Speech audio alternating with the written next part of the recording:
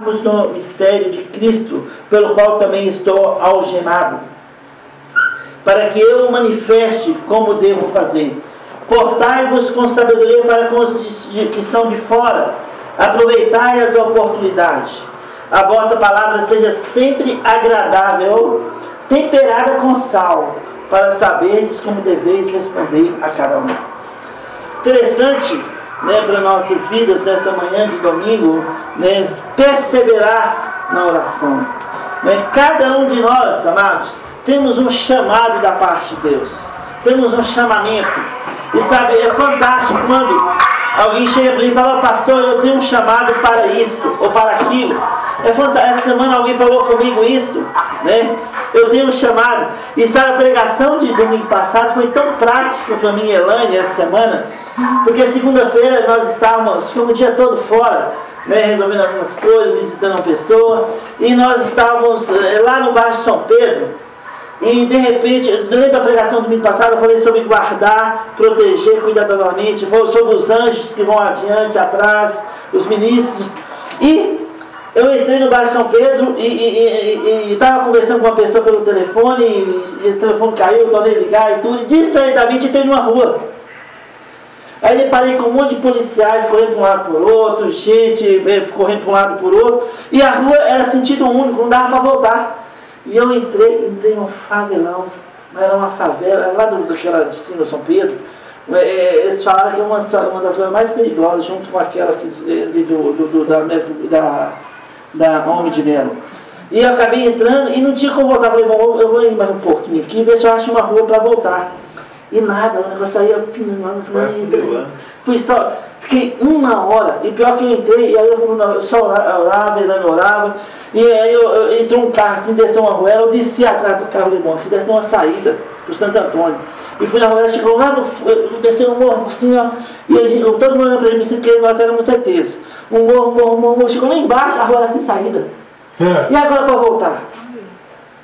E dois rapazes, no caso, pensaram que eu estava seguindo eles. Aí eu peguei e falei: desculpe, eu tô um pouco perdido aqui, vocês podem me orientar aqui? Como eu faço para me voltar? Se eu posso ver televisão lá, vocês perguntam. Aí eu fui voltando, a rua mal dava para passar o carro. E cheio de gente, todo mundo olhando para a gente assim. Um grupo de rapazes, de um lado, do outro. É um linguajar, mulher normalmente, quando você não é da região, não é do mal, ela fala: ai meu Deus. Eu fui subindo e orando o tempo todo, subindo até lá onde eu tinha entrado para baixo. Aí eu perguntei a uma pessoa que estava lá, falou: você desce por aqui, por esse caminho aqui, mais de uma hora lá dentro. Eu fui descendo, nada de aparecer um carro. E aí tinha uma moça, numa motoqueira, assim no lado, eu falei: vamos perguntar essa motoqueira, porque todo mundo estava olhando para a gente estranho. Aí encostei na motoqueira e aí nós conversamos com ela. Eu cheiro todo arrumado, parecendo até um detetive. Tamanho comprido e tudo, e tal. Carro preto? Carro preto. Aí a moça motoqueira foi tão gentil com a gente, falou: não, vocês vão fazer o seguinte, vocês vão fazer assim, até chegar lá na barragem. Chegou na barragem de Santo Antônio, você pega a presidente. Barragem de Santa Lúcia, pega a Prudente de Moraes e você está ali. É a barragem de Santa Lúcia. Próximo de Santo Antônio. Aí eu fui fazendo o que ela falou. Foi mais de uma hora, quase uma hora e meia dentro da comunidade. Aí Isaac ligando, conseguiu sair. Aí saímos lá pela porta, mas foi interessante porque eu lembrei a praticidade da pregação de domingo. Que nós falamos sobre Deus guardando, cuidando, protegendo, com seus anjos ali e tudo. Foi interessante porque a gente não sabe, tem muita gente boa nessas comunidades, mas nós sabemos também que quando um estranho entra nesse lugar, eles são vigiados o tempo todo, e é perigoso. Mas Colossenses 4, voltamos aqui, viu, Joel? Você que está responsável pelo áudio e vídeo. Colossenses 4, perseverai na oração. Cada um de nós temos um chamado perante Deus. E sabe, amado, precisamos discernir o nosso chamamento e colocarmos na brecha para que Deus possa nos usar para a sua própria glória. Nós precisamos discernir nosso chamado, como Deus está me direcionando hoje na minha vida, o que eu posso fazer dentro daquilo que Deus me chamou, que Deus me alicerçou, tá certo? que Deus me convocou, como eu posso ser usado de uma maneira aqui nesse corpo local, nessa igreja, nessas comunidades, nessa cidade, nesse estado, neste país. Como eu posso ser usado por Deus? Olha, amado, perseverai em oração. Essa perseverar em oração aqui de Colossenses capítulo 4, versículo 2, parte A, fala de um ato contínuo de orar e orar, sabe, na vontade de Deus, com Deus, suplicar ao mesmo tempo. Isto fala de oportunidade para manifestar o amor de Deus. Oportunidade é algo que nós queremos em nossas vidas. Sabe, muitos oram para que Deus mude as coisas da casa, no lar, nas finanças, oram pelos amigos, pelos vizinhos, pelos parentes, mas não oram por uma oportunidade. Ó Deus, eu peço a Ti em nome de Jesus uma oportunidade. Como eu posso, Senhor, proclamar o Seu nome aqui nesse lugar? Como eu posso trazer uma pessoa para a igreja, um amigo, uma pessoa, abre uma porta, dá uma oportunidade. Paulo diz, orai, suplicai, para que seja uma porta aberta, para que eu possa proclamar o amor de Deus. O amor de Deus. E outra, portai-vos com sabedoria com os de fora. Fala de um tempo oportuno, um tempo decisivo, um tempo específico para testemunhar o amor incondicional de Deus. Perseverar em oração em todo o tempo, seja nas urgências, nas necessidades, ou no dia a dia. Precisamos perseverar de acordo com 1 Tessalonicenses 5:17. Orai sem cessar. Orai sem cessar. Orar sem cessar, e orar para uma oportunidade, uma porta aberta. Nós precisamos, sabe, de estar orando por todas as coisas, mas especificamente para que Deus nos dê uma oportunidade dentro do nosso chamado, dentro do nosso ministério. Como Deus pode me usar aqui, sabe, em João capítulo 9, vai lá comigo João capítulo 9. João capítulo 9. No capítulo versículos 1 a 3, está escrito: caminhando Jesus, viu um homem cego de nascença, e os seus discípulos perguntaram: mestre, quem pecou, este ou os seus pais, para que nascesse cego? Respondeu-lhe Jesus: nem ele pecou, nem seus pais, mas foi para que se manifestem nele as obras de Deus. Olha, Jesus viu um homem cego de nascença. Jesus viu um homem com um problema. Jesus viu um homem com uma necessidade. Os discípulos de Jesus viu um homem diferente. O mesmo homem diferente. Eles viram este homem, enquanto Jesus estava vendo com uma necessidade, um problema que ele poderia solucionar, ele poderia restaurar a visão. Os discípulos estavam preocupados. Quem pecou? Falou, Senhor, mestre, quem pecou esse aí? Esse João ninguém aí, dado como mendigo? Mendigo?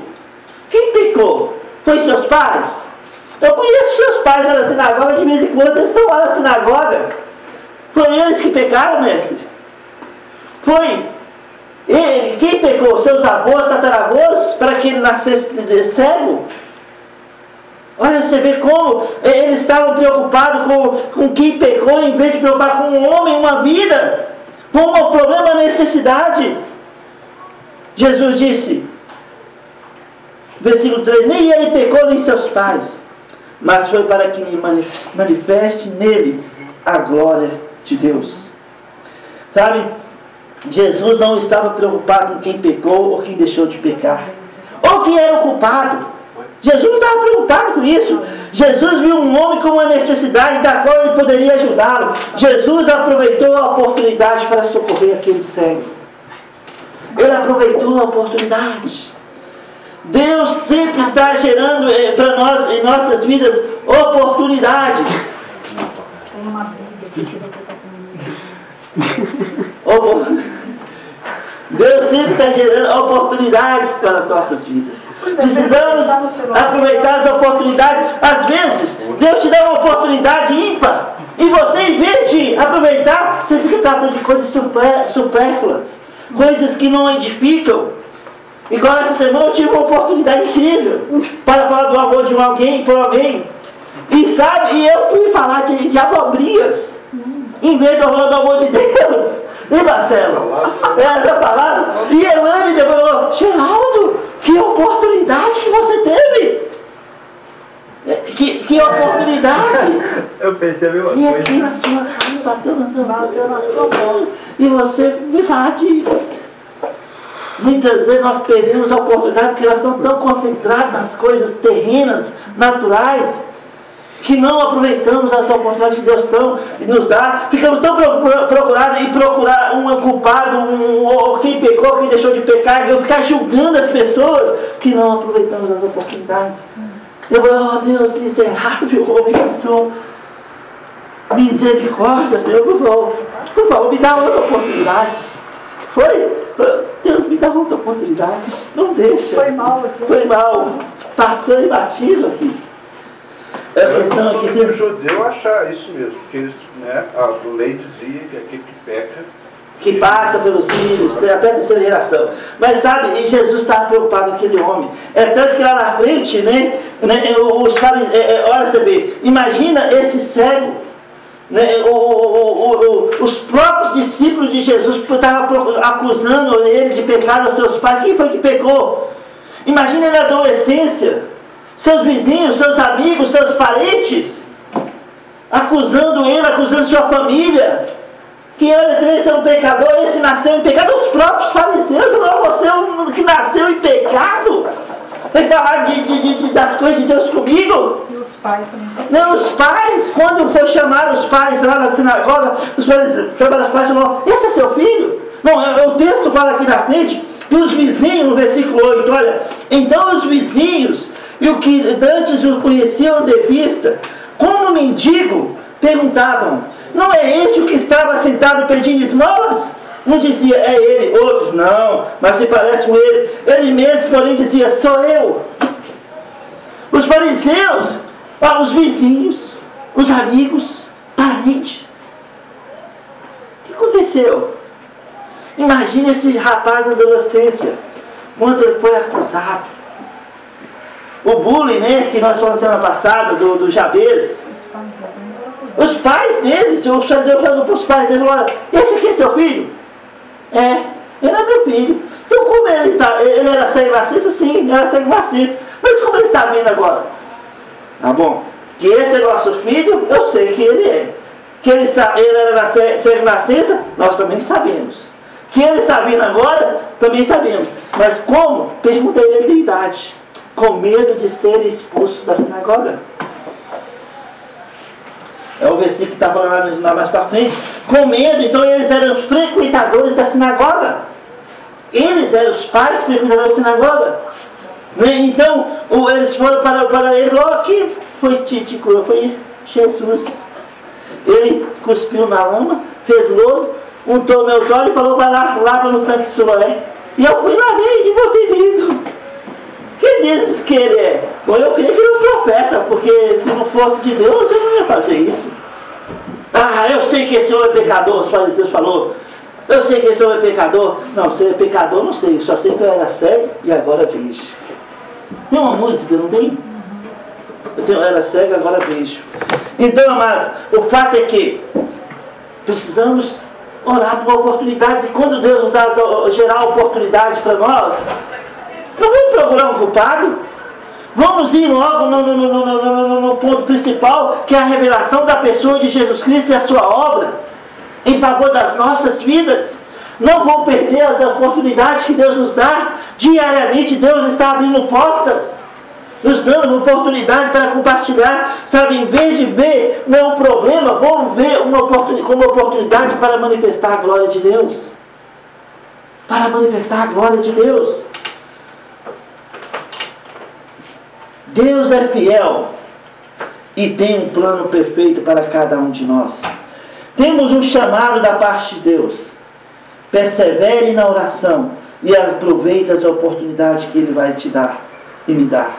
Abra sua Bíblia comigo em 1 Coríntios capítulo 1. 1 Coríntios capítulo 1. 1 Coríntios capítulo 1.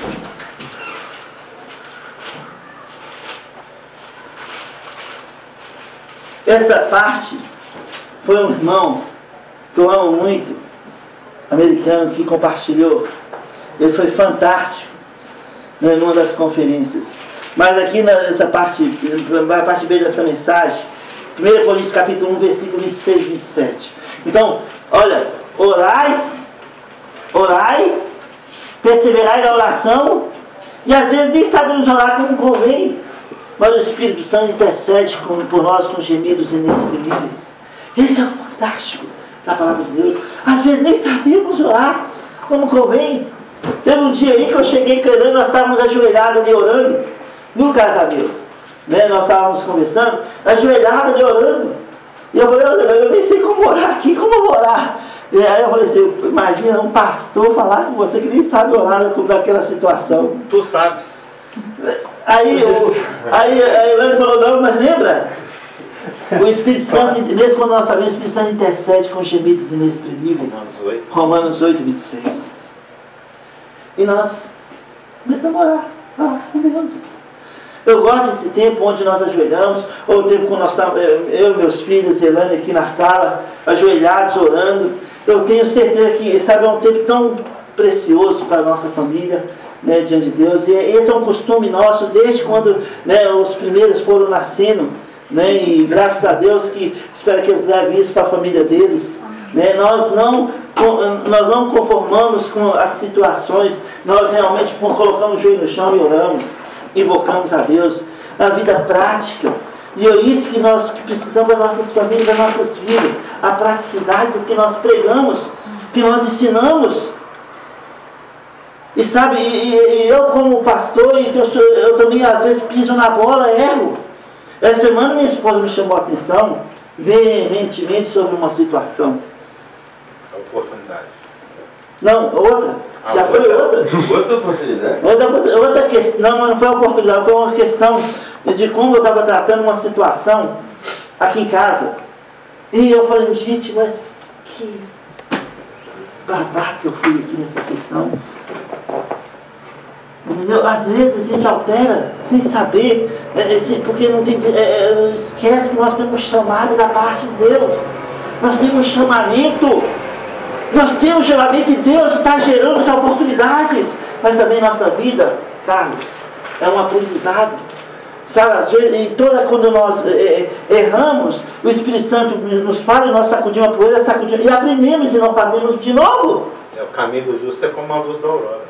Então não foi nada assim que... Não, coisas... não foi, mas em relação a um dos meus filhos, eu alterei a voz, mas não devia ter feito aqui naquele momento. E depois eu pedi perdão, mas o assunto nós vamos seguir em frente.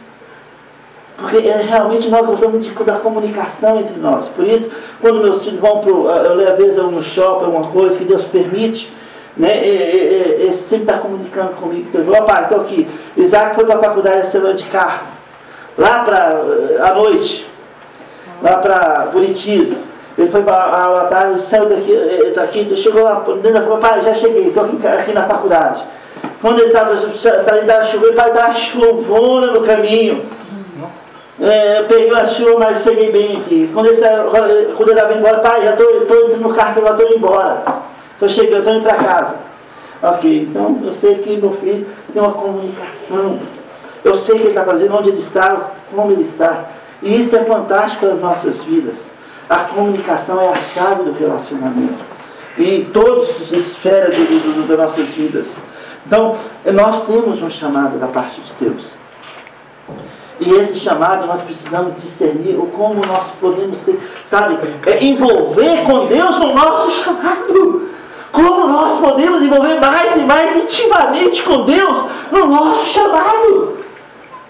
Como Deus pode nos orientar, como Deus pode nos direcionar.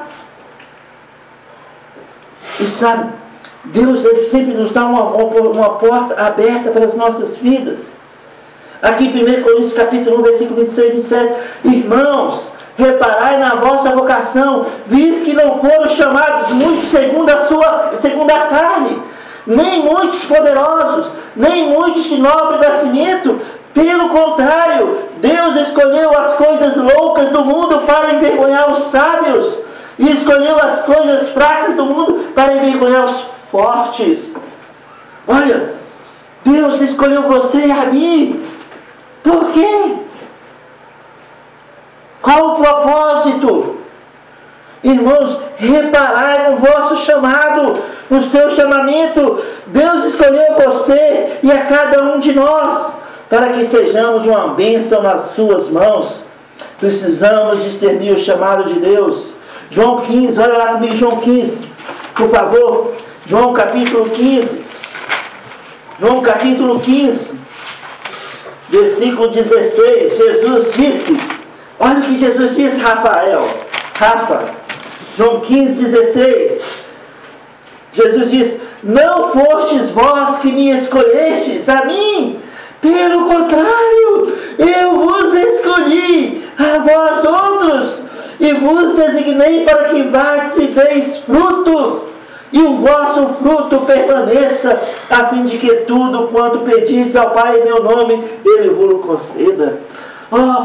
Olha, você vê, amado, Deus não escolheu as coisas sábias do mundo. Ele escolheu as fracas para envergonhar os fortes. Ele escolheu aqueles que não são nada para ser alguma coisa. Ele escolheu você. Não foi nós que escolhemos o Senhor, não. Não há ninguém que busque a Deus. Todos fizeram inúteis diante de Deus. Romanos 3:10. Foi Ele que nos escolheu. Ele escolheu a você, a mim. Rafa, você aí, vem cá. Vai lá, visita algumas vezes. E de repente ele vai lá e fala, eu quero Jesus da ceia. E vem um amigo dele que anos e anos lançando a semente vai lá e dá um testemunho na frente. Ó, nossa, Deus alcançou, a semente não foi em vão. Foi ou não foi? Fantástico, maravilhoso. E cada um de nós, não foi nós que escolhemos, foi Jesus que escolheu a você e a mim. Ele nos chamou com um propósito eterno. Nós temos um chamamento da parte de Deus. Um irmão me ligou para mim e falou, pastor, essa semana eu tenho um chamado para tal coisa. Como eu posso me envolver com Deus nesse chamado? Eu falei, olha, você tem espaço aqui no nosso meio. Ele não está aqui hoje. Você tem espaço aqui conosco. Venha. Nós temos alguns planos para estabelecer uma escola bíblica, pela graça de Deus, até o ano que vem. Em nome de Jesus. Venha. Venha com a família. Venha. Vamos caminhar juntos. Vamos. Nós não temos nem ouro nem prata, mas o que nós temos dado. Nós temos dado. E de graça. Que é a palavra de Deus. Que é a palavra de Deus. De graça, porque nós temos um chamado perante Deus. Nós podemos perseverar em oração para que Deus dê uma oportunidade para as nossas vidas dentro do nosso chamado. Oh Deus, abre uma porta, uma oportunidade, e Deus abre. Olha, amado, Deus nos escolheu, Ele nos chamou com um propósito eterno. Não fomos nós que escolhemos Deus, e sim, Ele nos escolheu para darmos frutos e frutos que permaneçam. O que temos feito com o nosso chamado diante de Deus? O que temos colocado de maior importância para as nossas vidas hoje do que o nosso chamado? Quem é mais importante? Muitos filhos de Deus estão abandonando o seu chamado porque consideraram mais importante o ser bem-sucedido e têm ralado e corrido em vão sem êxito. E estão cansados, com dor e frustrados no seu chamado. Por quê? Porque trocaram o eterno pelo imediato. Fica julgando as pessoas em vez de falar assim, Senhor, me dê uma oportunidade no meu chamado. Acontece com todos nós, acontece comigo. Acontece comigo, acontece com todos nós. Estamos suscetíveis a tais coisas. Precisamos pensar sobre isto, amados irmãos. Olha, não troque o eterno pelo imediato.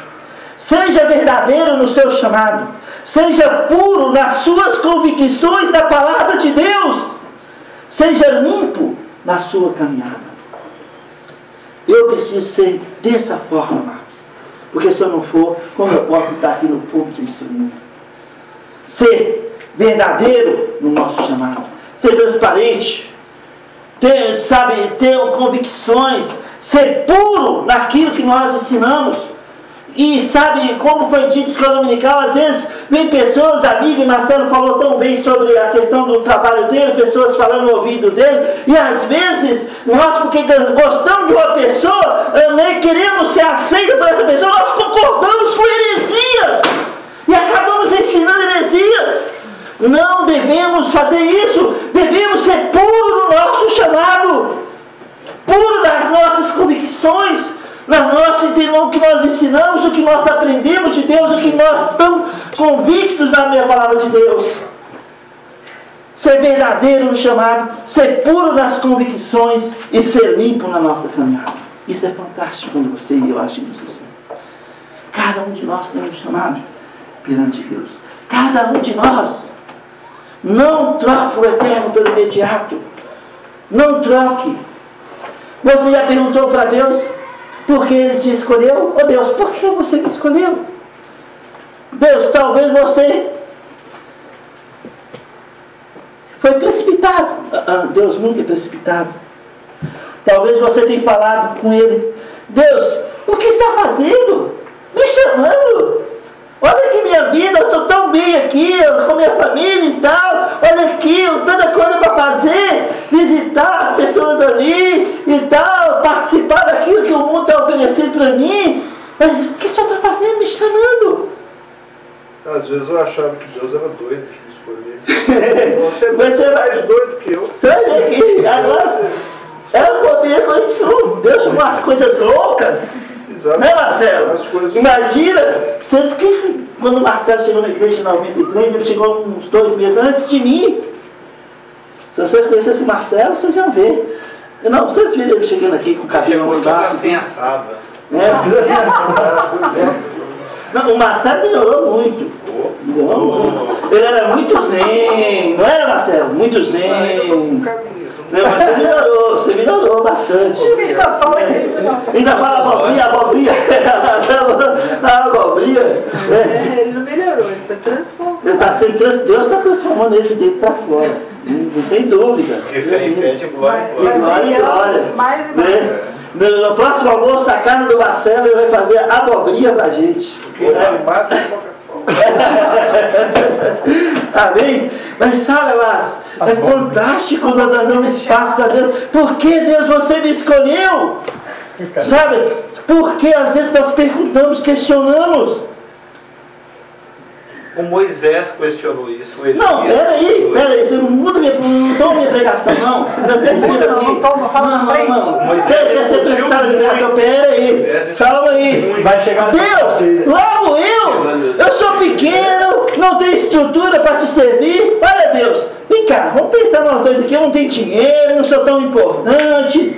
Deus, com certeza, Ele não enganou quando Ele te chamou. Com certeza, Ele não errou. Ele não errou, Ele sabia que iríamos às vezes fracassar, mas mesmo assim Ele nos chamou. Mesmo assim Ele nos chamou, Ele sabia que às vezes nós íamos errar feio, mas mesmo assim Ele nos chamou e nos amou e nos enviou. Sabe, Ele não chamou muitos sábios, Joel. Ele não chamou muitos sábios. Ele escolheu as coisas humildes e as desprezadas para reduzir a nada as que são. Deus nos chamou para envolvermos com algo eterno. Deus nos chamou, pastor Cristo, para envolvermos com algo eterno, as coisas dele.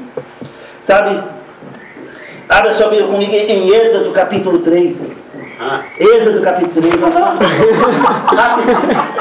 Êxodo capítulo 3. Porque ele fica querendo ir à frente da pregação. Êxodo capítulo 3, rapidinho aqui, que eu não tenho muito tempo. Êxodo capítulo 3. Né? Os judeus estavam sendo escravizados por 400 anos e clamando, Deus gemindo, clamando. E Deus faz o seguinte versículo: 40 anos Moisés cuidando de ovelhas. 40 anos Moisés cuidando de ovelhas. Ele casou, ele tinha filhos, ele tinha uma família, ele estava num lugar que ele tinha o seu próprio sustento, ele estava levando a sua vida da melhor maneira. Né? E quantos de nós não estamos assim no nosso dia a dia, Deus fala, opa, vem cá. Um dia Moisés viu uma sarça ardente, pegando fogo, e ele foi ver o que era aquilo. E Deus disse no versículo 4, vendo o Senhor que ele se voltava para ver, Deus no meio da sarça o chamou e disse, Moisés, Moisés. Acho que a voz dele era mais afinada, né? Moisés, Moisés. Ele respondeu, eis-me aqui.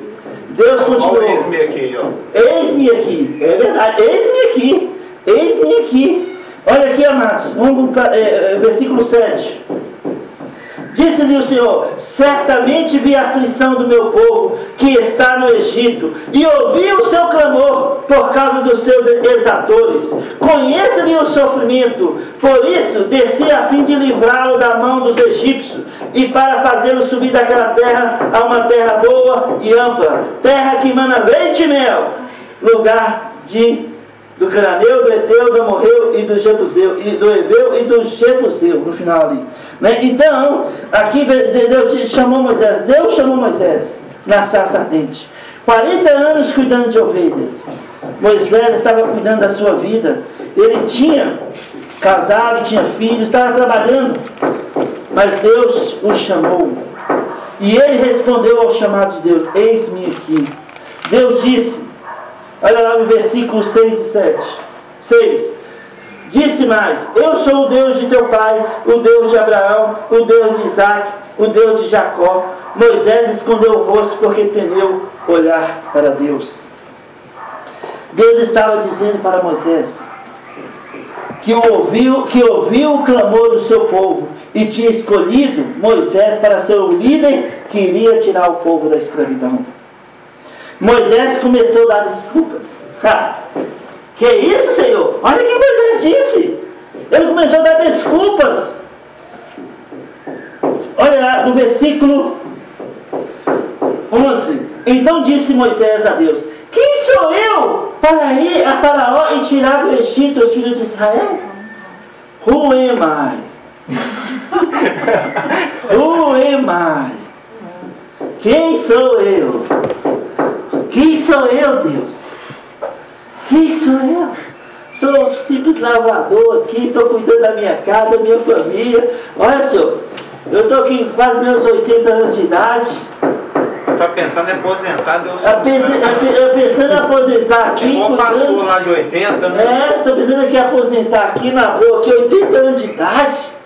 Quem sou eu, Senhor? Quem sou eu? Sabe, amado?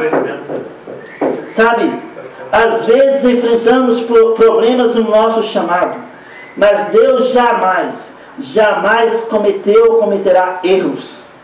Cada passo que damos em nossa vida leva-nos para o próximo passo. Cada passo é preparado para o próximo passo. A única coisa que podemos fazer é confiar que Deus está no trono e tem tudo sob seu controle.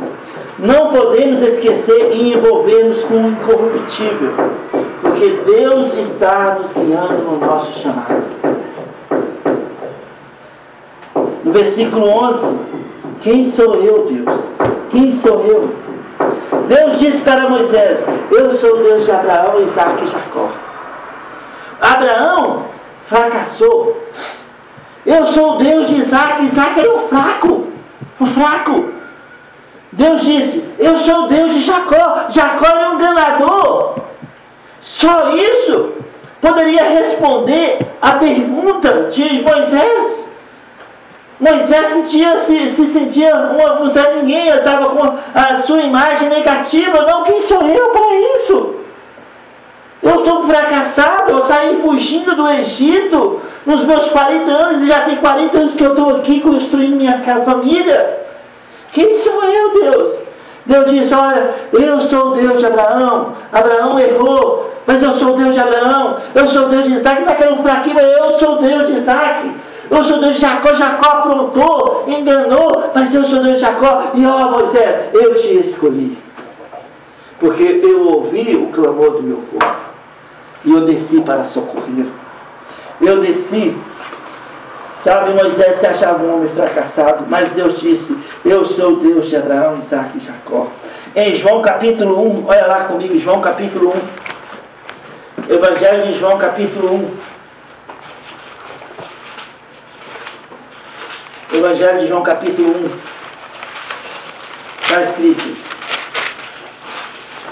Versículo 12, que todos nós conhecemos na ponta da língua. Né? Olha lá, versículo 12. Mas a todos quanto receberam, deu-lhes o poder de serem feitos filhos de Deus, a saber, aos que creem em seu nome. Olha, todos que o receberam, Deus nos deu o direito, o privilégio de sermos chamados filhos de Deus. Ele nos dá o direito e a autoridade de sermos filhos dele. Se considerarmos isso, veremos vidas transformadas. Sejamos ocupados com aquele que nos chamou. Não perca isso na sua vida. Sejamos ocupados com aquele que nos chamou. Aquele que nos chamou das trevas e nos transportou para o reino do Filho do seu amor, de acordo com Colossenses capítulo 1, versículo 13. Como uma pessoa, sabe essa pergunta, como uma pessoa pode conhecer o chamado específico e ser puro nele? Se olharmos para a palavra de Deus e como ele chamou aqueles que ele usaria, veremos que não importa o número, quanto como o tempo. O que Deus tem para cada um de nós, independente de como nós estamos hoje, ele fará acontecer. E isso nos dá a tranquilidade para irmos em frente e sem contaminarmos com este mundo tenebroso. Filipenses capítulo 4, olha lá para a gente encerrar nessa manhã. Filipenses 4. Filipenses capítulo 4. Versículo 8.